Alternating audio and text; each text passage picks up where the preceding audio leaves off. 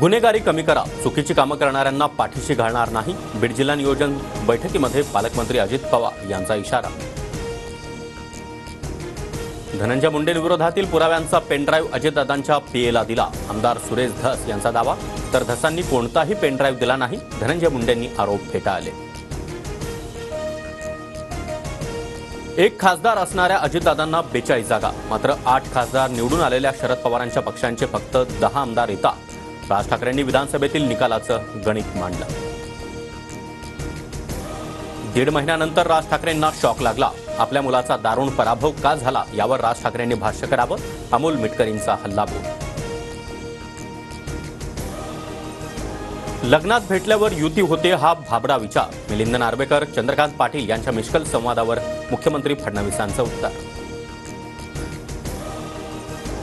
मनोज जरांगे यांचं उपोषण स्थगित. आता उपोषण होणार नाही, समोरासमोर लढाई होणार. मागण्यांची अंमलबजावणी न झाल्यास मुंबईत आंदोलन करणार, मनोज जरांगेंचा इशारा.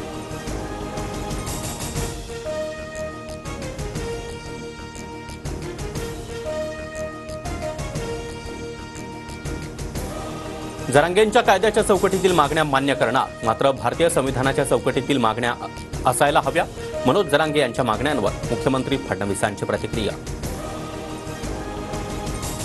पुण्यातील शिक्षणाच्या दर्जावरून नियोजन समितीच्या बैठकीत प्रश्न उपस्थित. बैठकीमध्ये आमदार खासदारांनी अजित पवारांसमोरच प्रश्न उपस्थित केले.